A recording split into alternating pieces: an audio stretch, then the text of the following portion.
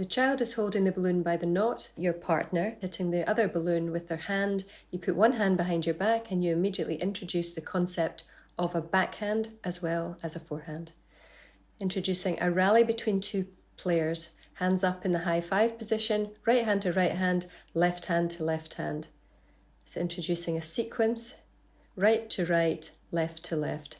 Introducing the concept of a net, so holding hands and bumping the balloon up across the human net. Make sure you change hands because it's important to develop left and right side skills for this exercise.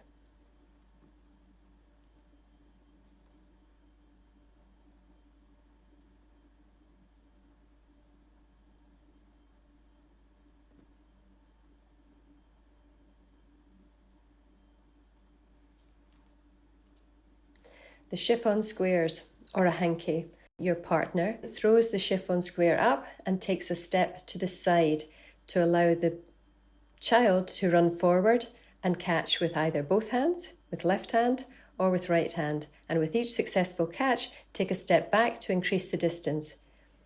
Move on to two squares. So you throw two squares up at the same time and you take one step back so that the child doesn't crash into you. Catch both squares at the same time or shout out a colour, orange, then yellow. And always take a step back to increase the distance. In tennis, it's very important to be able to move to and from the ball, and you start to introduce these qualities with the chiffon square. Now, one chiffon square each, stand diagonally opposite your partner, throw into the space beside you, and catch each other's chiffon square.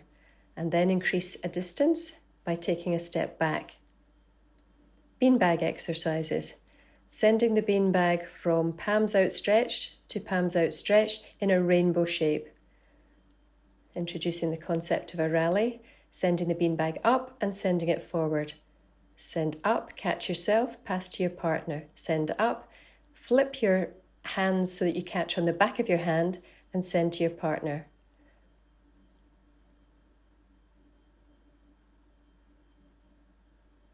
So using a rolled up pair of socks and a Tupperware, start close together and send in a rainbow shape. So it goes up when it leaves your hands and it's coming down when it lands in the Tupperware. Start close together and then continue to take a step back to increase the distance.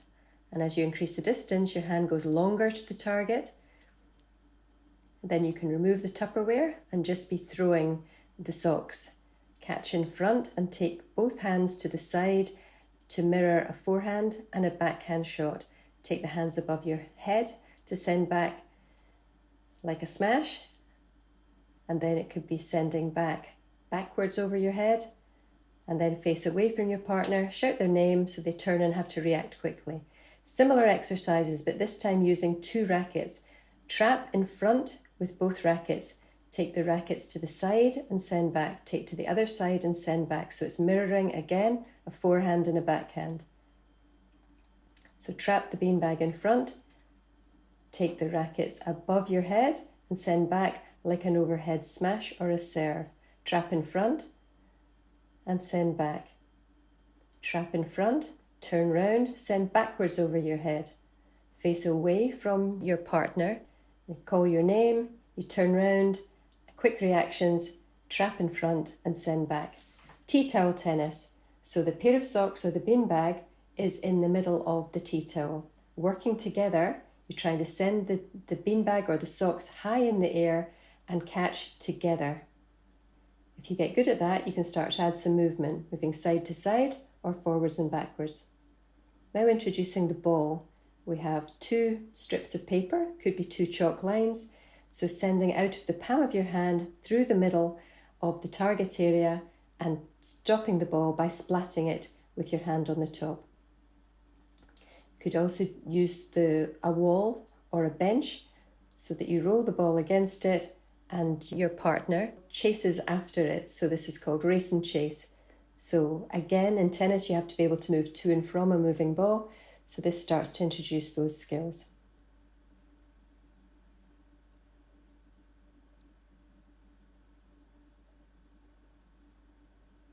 You could add a cone or a Tupperware so that instead of trapping with your hand, you actually can stop it with a Tupperware or a badminton racket or a plastic bat.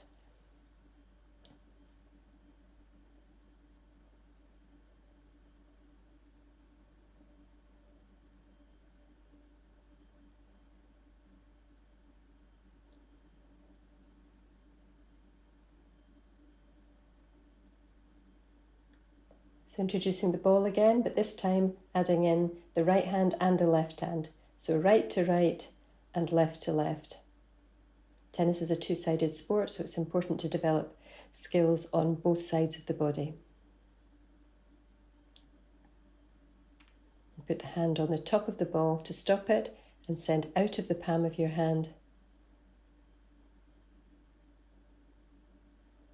It's important to kneel doing this one. When you get good at that, you can introduce a second ball. And then you can repeat the same exercises, but using a plastic bat. Forehand and backhand. And the head of the racket or the bat goes towards your partner. It's important to stand to the side if you're trying to make the ball go straight. To the side and bump it back. So forehands and backhands, keeping the ball on the floor to start off with. You could even introduce the tweener. So quick reactions and sending backwards through the legs. Then both players have a bat, and you send and splat through your tunnel. You start off using the forehand side and make sure that you stop the ball by splatting on the top of it. And then we can build up a progressive rally. So we start with a rally of 1, and then 2, and then 3, and so on.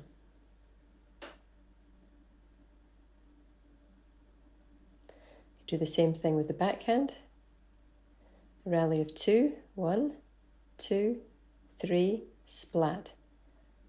And the tweener rally, so quick reactions, coordination skills, to look to see the balls coming, and build up a progressive rally.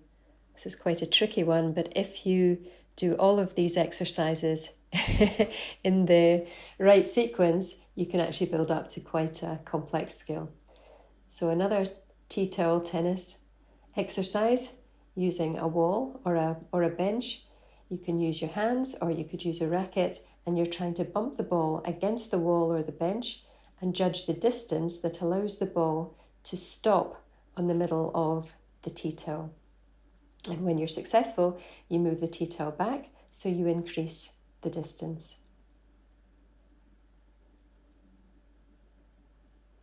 Very simple exercise, but great for developing an understanding of speed, direction, and distance.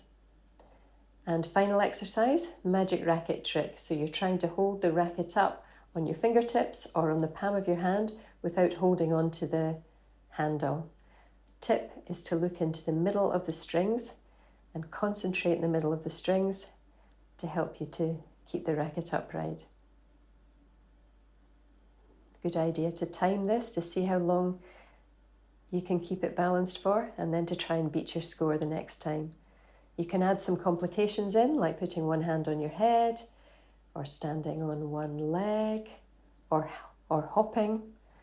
So as soon as you get really good at doing something, you start to complicate it, because that's the way that you develop skills.